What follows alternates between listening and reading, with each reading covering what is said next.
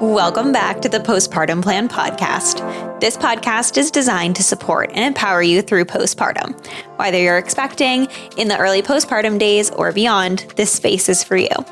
I'm your host, Madison Fugere, a dedicated postpartum doula and pediatric sleep consultant, striving to help parents feel confident and supported in their parenting journey. Each week, I'm sharing practical tips and expert advice to help you navigate all the postpartum things with confidence.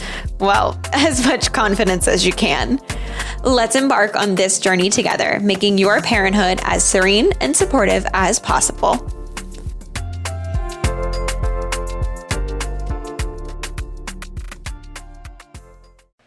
Sarah is an infant reflux specialist with a background in perinatal osteopathy and Pilates. Sarah believes that baby reflux is common but not normal, and truly believes that there are so many possible underlying causes that together form pieces of the puzzle that is reflux. Reflux, silent reflux, and colic are all symptoms themselves, and so she finds it important to look at the baby as a whole. She helps parents identify and discuss ways to support their babies back to their healthy and happy selves. Hi, Sarah. Thank you so much for joining me today. I'm excited to have you. Hi, it's nice to be here. Thanks. I am so hyped to tackle the topic of reflux because I think it is such a hot word, right? Like everyone is talking about it, colic, reflux, like what are the differences? What is this whole thing going on? What's normal? What's not? Especially first-time parents, right? And so I'm excited to have you here to talk about your expertise and give us some information. Yeah, so I I got into this. I'm an osteopath by trade. So Okay. back in the UK, we moved here to Boston with my husband's work, and I saw a lot of pre and postpartum mums, and with that started to come the babies and difficulties, and reflux was the thing I saw the most. Yeah. But I knew how to release body tensions, and I could recognize stress patterns, things like that, but I didn't know anything else of how to help them with the reflux. I could tell them that I thought it was silent reflux, but who was I to say, right?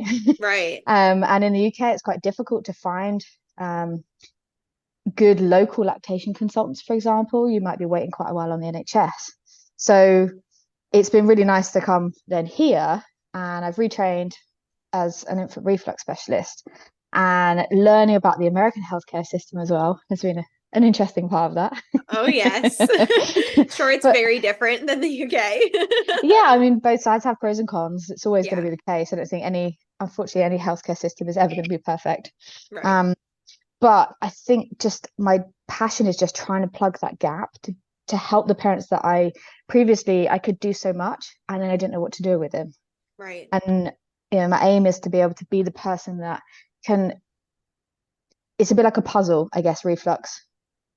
My job is to help you turn all the pieces over so they're all the right way up, and then we can start to work out which pieces go together. And you might only need a handful of those pieces to go together to then start to recognize a pattern, or to start to get a border Right. going or something.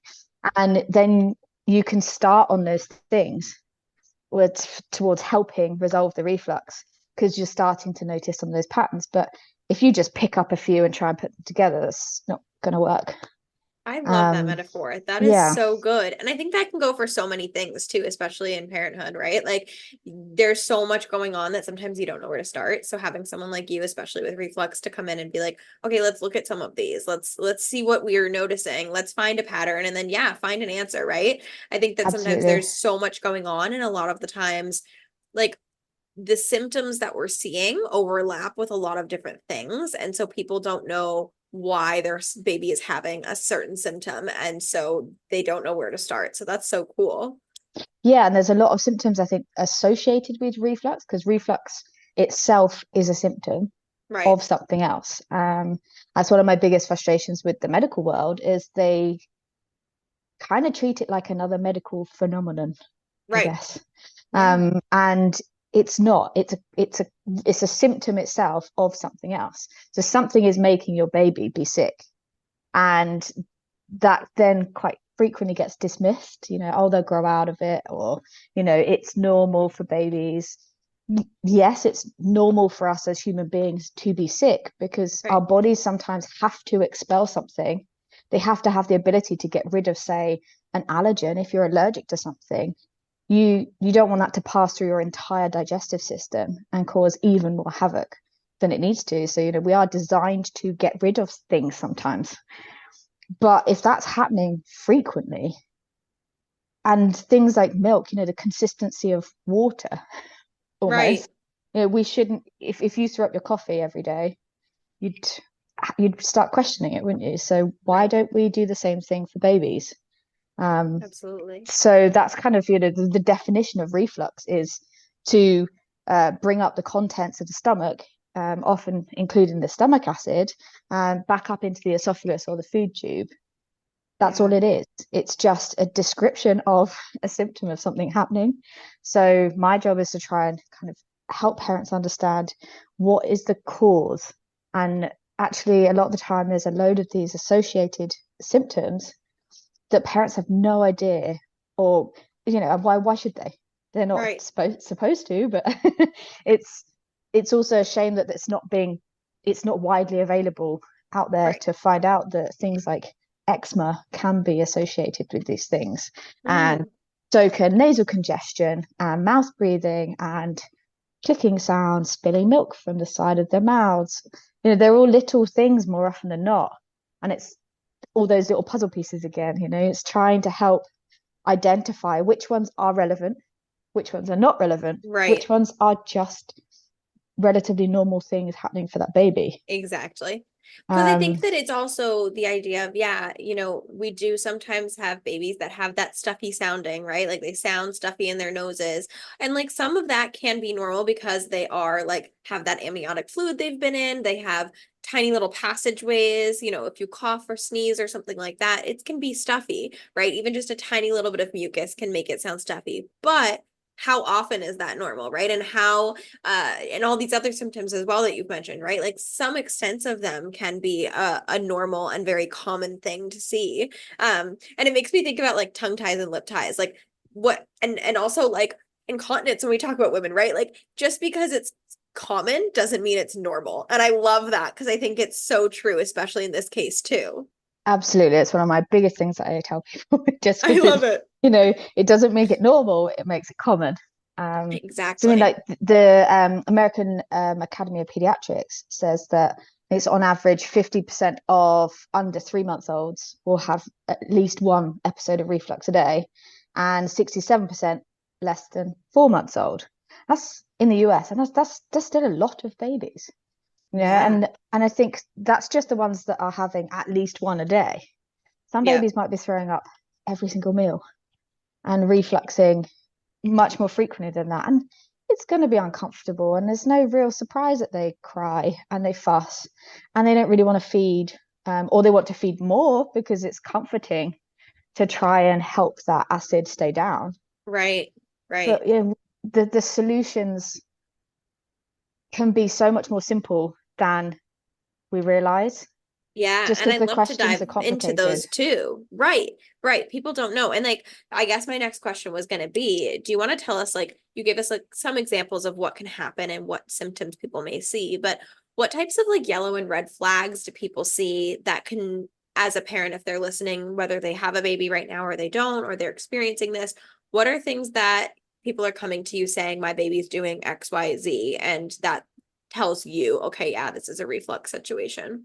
Yeah. So I think if I start with, so some of the simple explanations, I guess, to start with, then are things like they are taking in excess air. Normally, it's during a feed, so the air is being swallowed with the milk. We call it aerophagia, and it's one of the most common causes of infant reflux.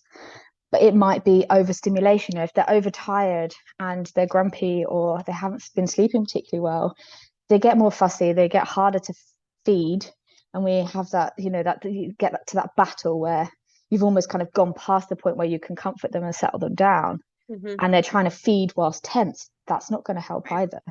And overfeeding Yep. is quite a big thing as well. This, unfortunately, with formula milk particularly, this feeling that the baby needs every single sitting that the formula tin says, Right. and they need to, but every baby's different and they don't need necessarily, all of that. The older they get, the more proficient they get. Right. So actually they're quite happy. They know what hunger feels like, and they know what full feels like. Yeah. And in those early stages, their stomachs are tiny, but we're feeding them quite large quantities. Right. So they're kind of more of like the easier things that we can start to look at and address. Absolutely. But as it starts to get a bit more complicated, I guess, or a bit more challenging, is when you start to see, say, latching difficulties. That's both to bottle and to breast. Right. They are quite different things, and particularly with bottles, I mean, there are so many varieties. Right. And nipple flows and shapes, sizes, all sorts of things. So how much of that is, say, oral function? So we're looking at, say, how the tongue functions, how the baby swallows. Are they a mouth breather? Are they a nose breather? Is there an oral tie potentially? One of those or tethered oral tots, as they call them, so it's identifying or helping parents identify what is the most likely cause, right, when it comes to those things. Is it a food reactivity, allergies and intolerances? So things like your cow's milk protein allergy, cow's milk protein intolerance, your FPIEs, they're all things that can go unnoticed because we are changing milks really frequently, or right. Sometimes we're trying to change too many things at once and we don't know what the actual cause is or what the solution was. Right. So stripping some of that back is the best way. Yeah. And then when we get to, say, red flags, so things like consistent projectile vomiting, are they relatively quickly bringing back up almost all of what they've just drunk? Right. If that's happening for you, be worrying about things like potentially pyloric stenosis, when there's like a physical narrowing, where the valve that exits the stomach into the small intestine, it's narrowed, and so the food can't go anywhere, or very little of it can get through to actually be digested and absorbed in the intestine. So that food has to come back out, particularly when we're putting more in again on the next feed.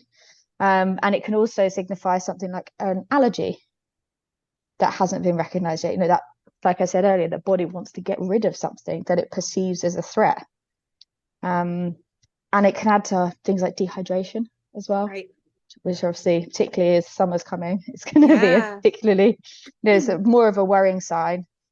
Green and yellow vomit can be other ones, that there might be a blockage or something happening lower in the digestive tract, because if it's coming back up yellow or green, that would indicate that it's stomach acid, or maybe being even digested, like bile, from the gallbladder the other side. So if that's managing to get from the intestines through the stomach back up into the mouth, then we want to know why. Right. Now, I have a quick question for you while you're giving us all these different things. Yeah. I know that a lot of times you hear like spit up is normal, right? Because in some ways, a little bit of spit up, especially when we talk about overfeeding, or, babies that are kind of just laid right down right after they're done feeding and things like that. We do see spit up. I love that you kind of touched upon the color so that you can kind of tell what's spit up versus what's vomit. But is there like anything specific that people can look out for to know this is spit up versus this is like our baby truly, vomiting? And also, if we are talking about spit up, how often or how much is normal in what you're seeing versus how much is more of okay, we need to this could be a reflux situation? Yeah. So personal opinion, Right. I am not a fan of the whole happy spitter. I don't really think anything should be coming up, ideally. Okay. There is a reason, even if that reason is they've cried a load and it's put pressure around their stomach and Right. that's forced it back up. But there's still a reason that happened. So I think that if there's any kind of spit up happening, we still want to know why, because if that is a case of, say, the overstimulation or overeating, Yep. there can be quite simple tweaks to Fixes. how we go around that. That's a great point. Feed them slightly sooner before they get to that fully alert stage, maybe when they're now, I'm hungry, I want it now. Right. If we catch them just before that, then we might find that actually we avoid some of that spit up afterwards that Mm, comes from that. Addressing or knowing where to go to address things like, is there an oral tie or oral dysfunction? Is there tension in the body that's just stopping them being able to really comfortably swallow that food and keep it down? They are kind of things that I feel like there should be a way that we can address that. All of right. these things are communications that your baby's telling you something. Yes. We just have to Yeah. learn how to read those. I love that. And it's so true because what you were just saying, I talk with clients about with sleep. Like, let's try and find our sleepy cues before they're overtired, right? And that's what you're saying about feeding. Or if your baby is really not like sleeping well, they're probably trying to tell you. Or if their baby is crying, that's their way of talking. And those are conversations I have all the time. So I love that you kind of have that same stance on this feeding aspect because it's so true. Like they are trying to talk to you. Yeah, absolutely. And the reflux can have an impact on their sleep as well. So, Right.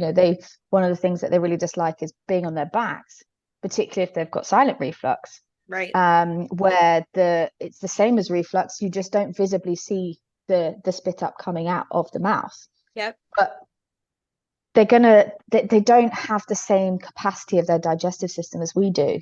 Their body doesn't, we when we feel full, we might go for a walk to help digest some of that food, or we know to eat a little bit less or take certain steps and measures to help us with dealing with that. They're just lying there, particularly in the Right. first few months, until they learn to say roll over or move them. They're starting to crawl and things like Yep. that, where they actually help their digestive system move through. Right. Then they either need your help to relieve things like trapped gas, or like some of that bloating, that discomfort that they've got going on, or they're going to squirm and grunt, and they're more likely to be waking up. If you've got a headache, after a while it starts to niggle, doesn't it? And you need Right. to do something about it. And Right. they're just trying to get you to help them do something about that. That's awesome. I love that. That's so true. Now, people have listened to this. Let's say that someone is like, yep, I'm feeling these things. This is what's happening in my house. I think it might be reflux.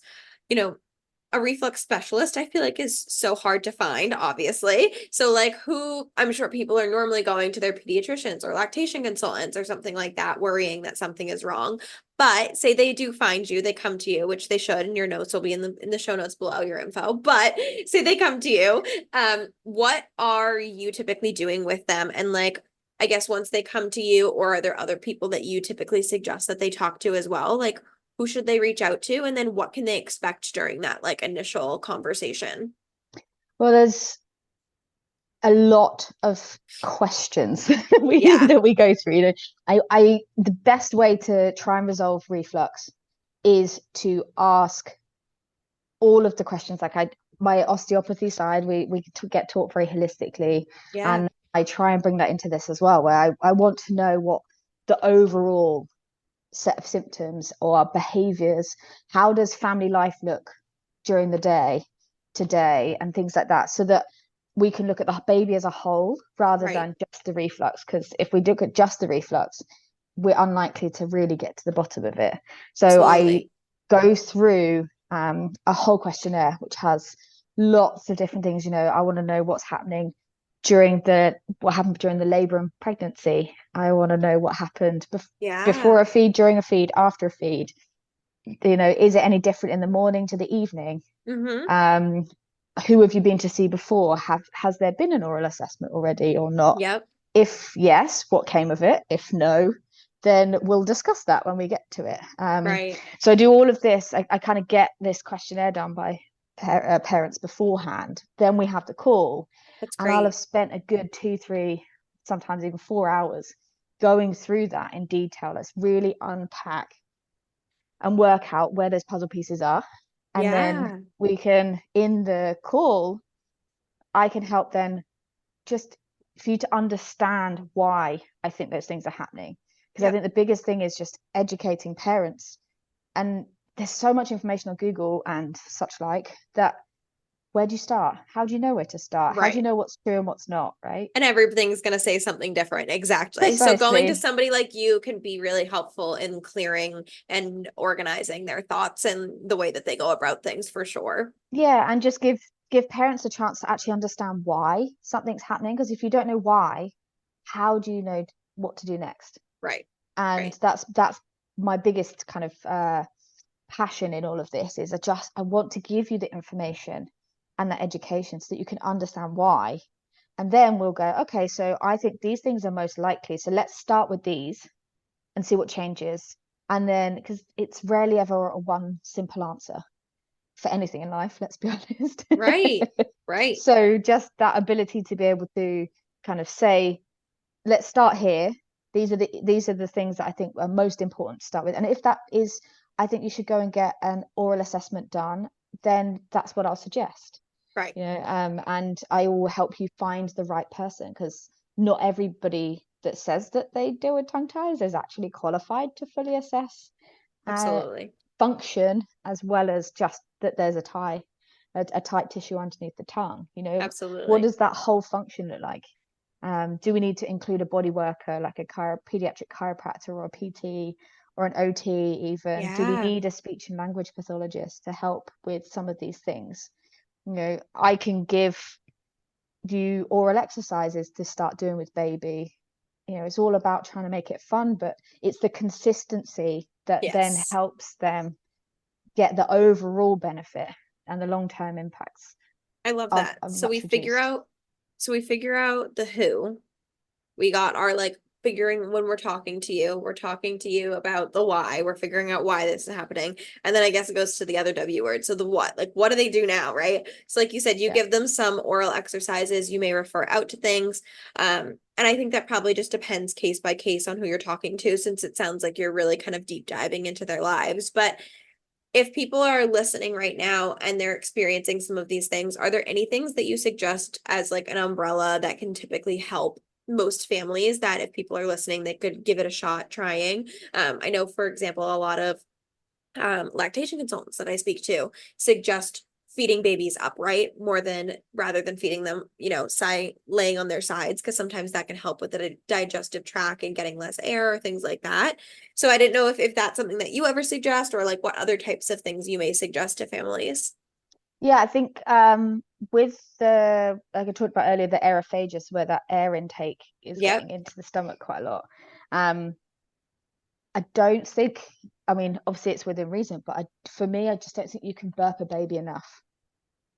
So burping and winding techniques are a big thing. It Do you have any depends on the, specific positions? Sorry, I have to that's interrupt and fine. ask because I feel like everyone's always wondering, like, how do I burp the baby? Am I doing it right? Like, I know this is obviously like audio, so people can try to envision what we're saying, and maybe we'll put some stuff online about it too. But like, are there specific positions or ways that are beneficial to burping babies the best way?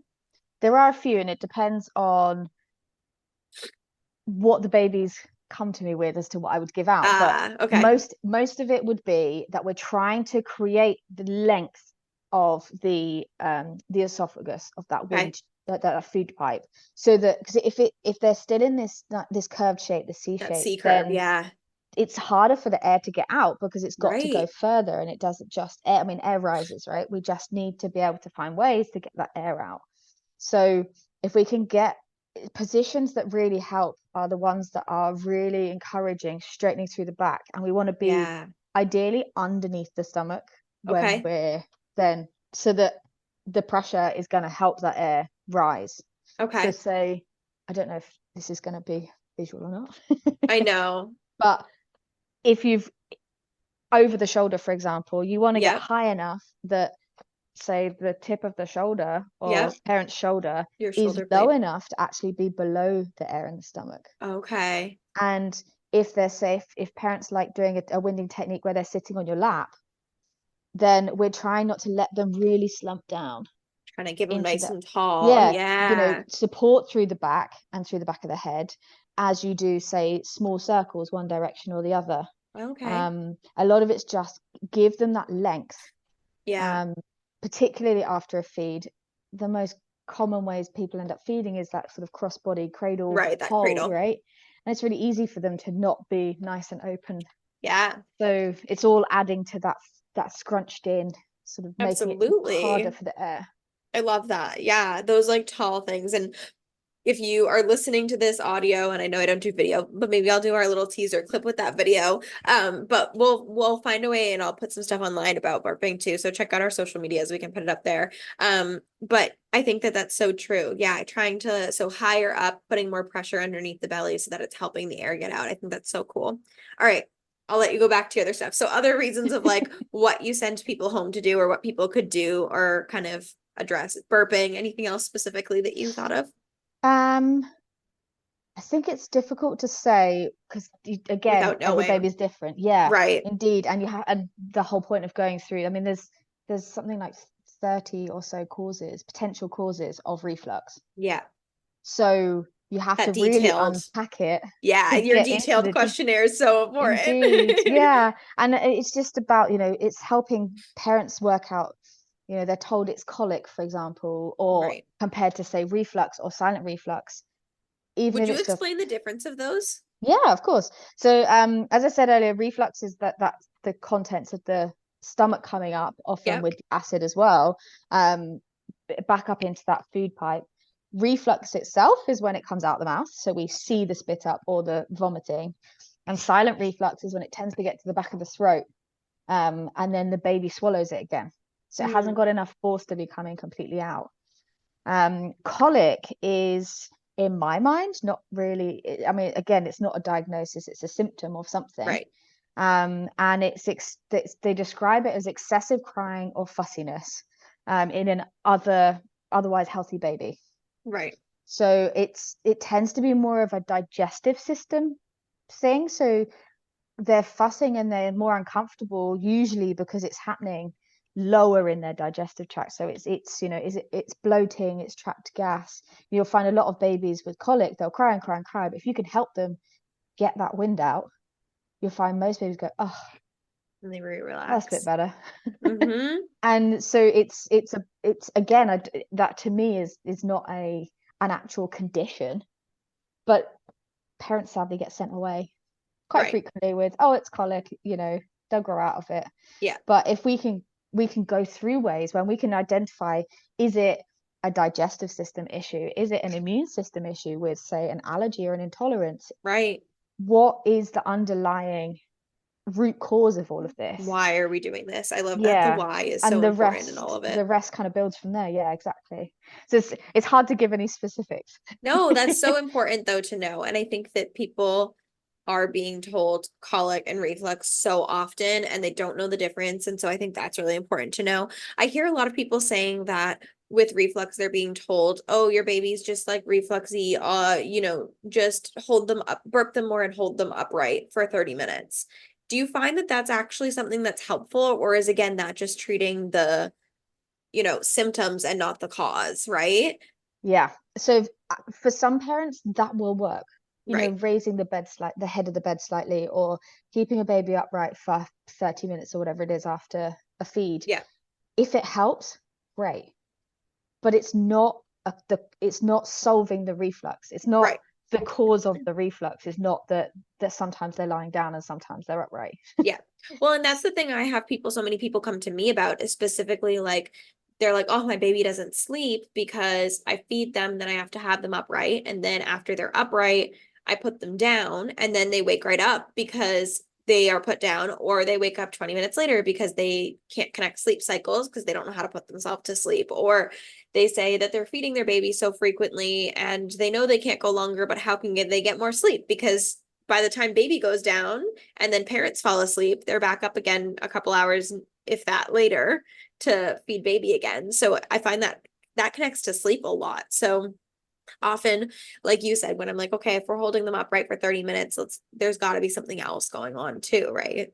Yeah, and I know it's easy to say when you're in the thick of it and the sleep deprivation and all those Right. other things. It's easy to say, it will get better, Yeah. but it will. It's just we need to, we're so set, I think, just in a particular Western world of baby needs to fit into our lifestyle. It's almost that they've suddenly got to, they come out, they've got to learn how to feed, and they need to know when to sleep at night and be awake during the day and have all these sudden cues that they can just do. And yes, some of those things are natural instincts and that's how we've evolved, but it's okay to let some of that just know that it's a phase. It's gonna be something that they will get better at. They just have to learn, and you're learning just as much as they're learning. I think that's so important. Absolutely.